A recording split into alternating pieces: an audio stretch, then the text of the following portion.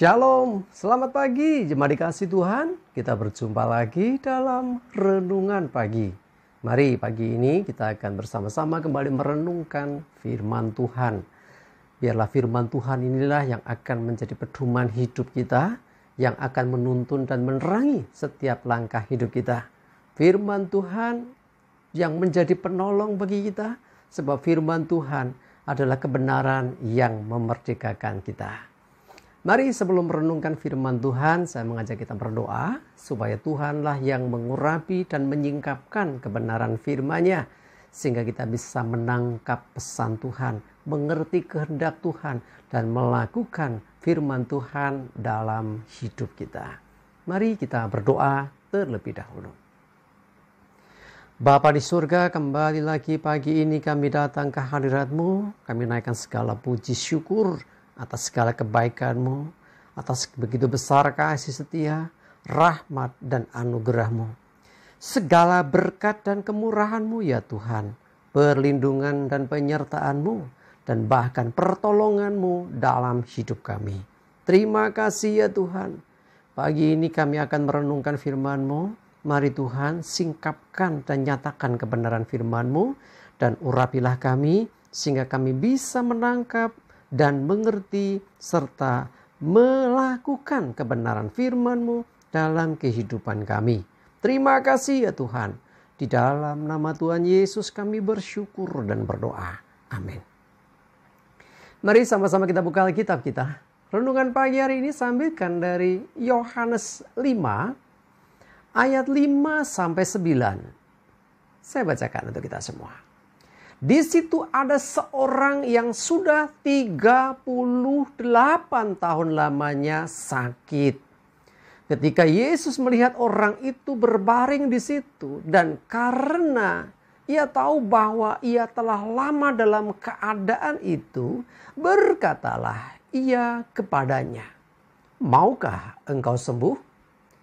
Jawab orang sakit itu kepadanya, "Tuhan, tidak ada orang yang menurunkan aku ke dalam kolam itu apabila airnya mulai goncang. Dan sementara aku menuju ke kolam itu, orang lain sudah turun mendahului aku." Kata Yesus kepadanya, "Bangunlah, angkatlah tilammu dan berjalanlah." Dan pada saat itu juga sembuhlah orang itu, lalu mengangkat tilamnya dan berjalan. Tetapi hari itu hari Sabat. Oke.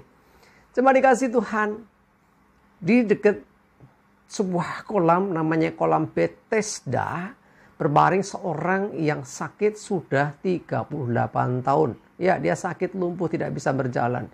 Ini bukan waktu yang singkat, dan saya kira orang tuanya dulu sudah mengupayakan, ya, berusaha cari pengobatan untuk kesembuhan orang ini, tetapi semua nihil.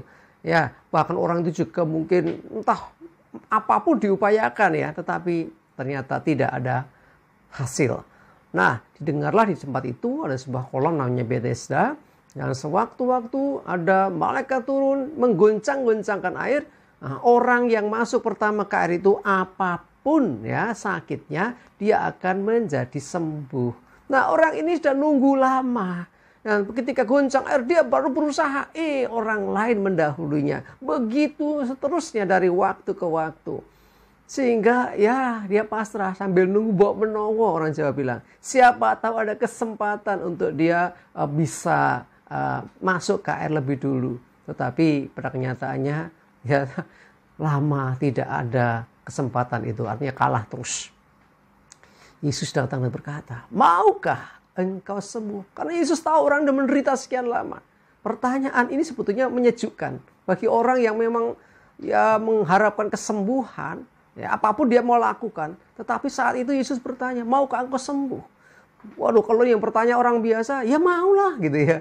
Tapi orang ini pun menjawabnya bukan mau dan tidak. Jawabnya apa? Tuhan, tidak ada yang menurunkan aku. Selalu dalam pandangan orang itu bahwa yang menyembuhkan itu nanti air kolam itu. Ini loh pandangannya. Pada Yesus sendiri menawarkan kesembuhan. Jawabnya apa? Tidak ada orang yang menurunkan aku ketika air kolam itu goncang. Sementara aku mau menuju ke sana, orang lain mendahului. Ini gak nyambung. Yesus nggak bertanya tentang itu. Tetapi seringkali itu pun terjadi dengan hidup kita. Tuhan menawarkan sesuatu, tapi pertanyaannya adalah, "Loh, gimana caranya Tuhan?" Loh, sudahlah, kalau caranya ikut Tuhan. Ya, ketika kita berdoa sesuatu, Tuhan jawab, "Ya, aku mau memberkati misalnya, aku mau mengangkat engkau, aku mau menolong engkau." Tapi caranya gimana Tuhan? Loh, kita berdoa supaya kita sukses, tapi caranya gimana Tuhan? Gak ada yang bantuin aku loh Tuhan. Malah kita seakan-akan lebih tahu dari Tuhan. Hati-hati jemaat dikasih Tuhan, saya mengajak kita, yuk miliki iman. Ya, ketika Tuhan bertanya atau Tuhan menawarkan sesuatu, jawab dengan iman. "Ya Tuhan, aku mau." Ya, beruntung orang ini karena Yesus sabar nih. Yesus berbaik hati. Dia langsung berkata apa? "Bangunlah, angkatlah tilammu dan berjalanlah." Satu perkataan yang powerful, penuh kuasa. Ya, mungkin orang itu kalau mau berpikir dengan logikanya, ya aku udah berulang kali, entah berapa kali gak terhitung berusaha untuk bangkit, gak bisa. Suruh ngangkat tilam lagi. Tilam ini kayak tempat tidurnya, kayak matrasnya gitu loh. Dan berjalanlah, loh. Ini mana mungkin ngangkat tilam dan berjalan. Selama ini udah berusaha. Kalau dia mau pakai logika. Ini luar biasanya. Orang itu tidak mau mengandalkan kekuatan dan pikirannya lagi. Awalnya dia mengandalkan pikirannya dengan mengatakan, "Tidak ada orang yang menurunkan aku." Tapi ketika Yesus berkata, "Bangunlah, angkatlah tilammu dan berjalanlah." Kemudian apa? Dia mulai sembuh, dia mengangkat tilam dan berjalan. Mujizat terjadi. Ya, mujizat terjadi kenapa? Karena orang itu mentaati. Sekalipun dipikir gak masuk akal. Sudah sekian lama gak ada pertolongan, berusaha juga gak bisa. Kok hari itu dia mau melakukannya? Kenapa? Ya, karena ada satu power, ada satu kuasa Tuhan yang luar biasa. Sehingga akhirnya orang itu bisa bangkit, orang itu berdiri, mengangkat tilam dan bisa berjalan. Mujizat terjadi. Kenapa? Karena dia taat. Karena dia melakukan. Dan sebetulnya bukan karena iman yang besar dari orang itu, tapi karena belas kasihan Tuhan. Seringkali Tuhan berbelas kasihan kepada orang-orang yang dikasihinya. Tetapi yang gak kalah penting adalah, ayo mentaati Tuhan. Jangan andalkan pikiran kita sendiri. Jangan andalkan kekuatan kita sendiri. Kita terbatas. Mungkin gak masuk akal yang dikatakan Tuhan atau firman-Nya. Tetapi dengan mentaati, kita percaya ada kuasa dan bahkan mujizat terjadi dalam hidup kita. Amin, kita berdoa. Tuhan, terima kasih kami belajar sesuatu pagi hari ini. Ya, ketaatan seorang yang sakit lumpuh di dekat kolam Bethesda membuat dia akhirnya mengalami kuasa Tuhan, mengalami mujizat Tuhan. Dia mengalami kesembuhan yang dia rindukan hingga umurnya yang ke-38 tahun.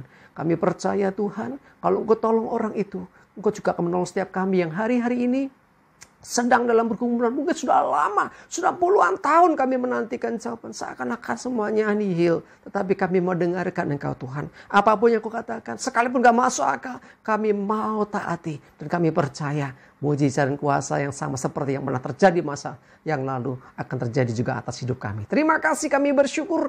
Menyerahkan hidup kami, tuntun kami sertai hari ini. Jauhkan celaka mara bahaya. Damai, sejahtera, sukacita, kesehatan, kekuatan, dan berkat-Mu menyertai kami semua. Terima kasih. Dalam nama Tuhan Yesus kami bersyukur dan berdoa. Amin. Mari jemaat dikasih Tuhan, tetap semangat, maju terus dalam iman dan pengharapan. Tuhan Yesus memberkati kita semua. Amin.